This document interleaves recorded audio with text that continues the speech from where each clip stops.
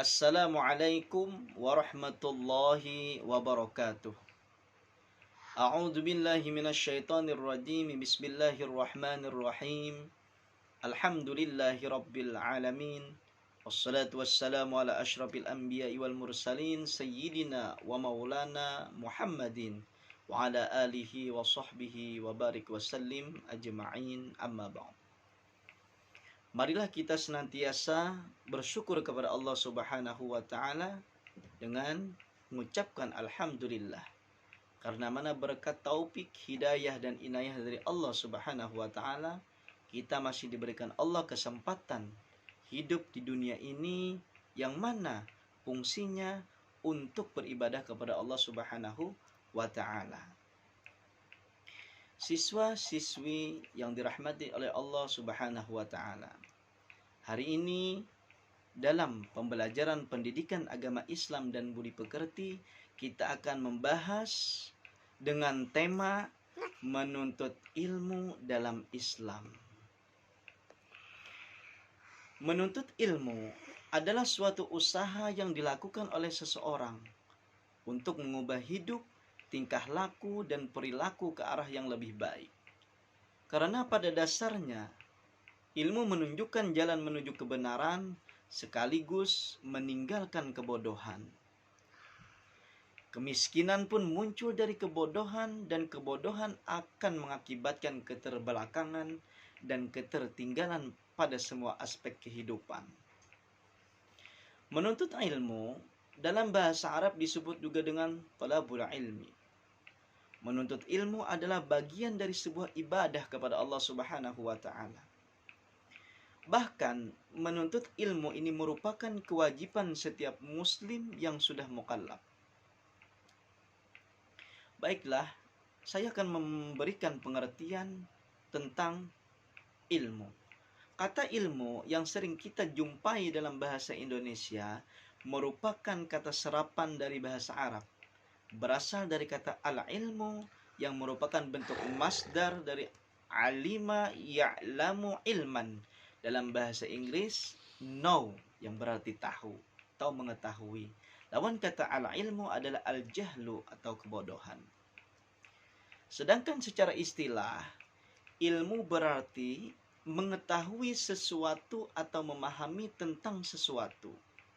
Ilmu juga berarti sarana baik untuk seseorang untuk mendapatkan rasa takut kepada Allah sebagaimana disebutkan dalam tafsir Aisar Tafasir karya Syekh Abu Bakar Jabir bin Musa bin Abdul Qadir bin Jabir Al-Jazairi, yang mana di dalamnya menjelaskan ilmu adalah jalan menuju rasa takut kepada Allah Subhanahu wa taala. Barang siapa yang tidak mengenal Allah, maka dia tidak mempunyai rasa takut kepada Allah. Sesungguhnya yang takut kepada Allah diantaranya adalah hambanya, yaitu ulama, orang yang memiliki ilmu pengetahuan. Menurut Syekhul Islam Ibnu Taimiyah, ilmu itu adalah apa yang dibangun di atas dalil-dalil. Adapun menurut Syekh Al-Utsaimin mengatakan bahwa ilmu adalah ilmu yang diturunkan oleh Allah Ta'ala kepada Rasulnya berupa keterangan dan petunjuk-petunjuk. Namun menurut Ibnu Hajar Al-Asqalani bahwa yang dimaksud dengan ilmu itu adalah ilmu syar'i. Nah, saya akan menyampaikan dalil naqli tentang kewajiban menuntut ilmu. Menuntut ilmu itu merupakan kewajiban seorang muslim yang sudah mukallaf. Bahkan kewajiban ini setara dengan berjuang di jalan Allah Subhanahu wa taala.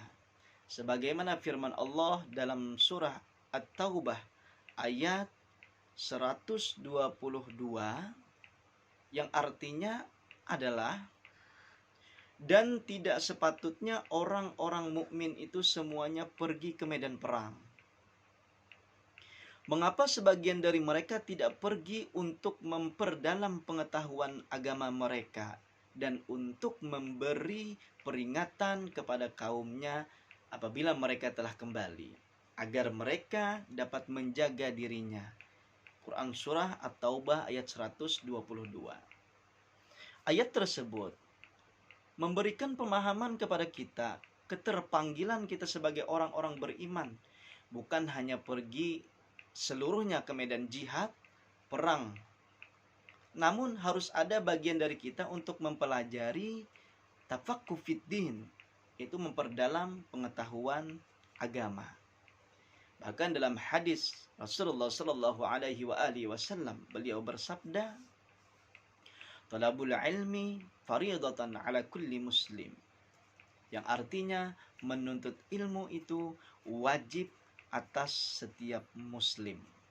Hadis riwayat Ibnu Majah.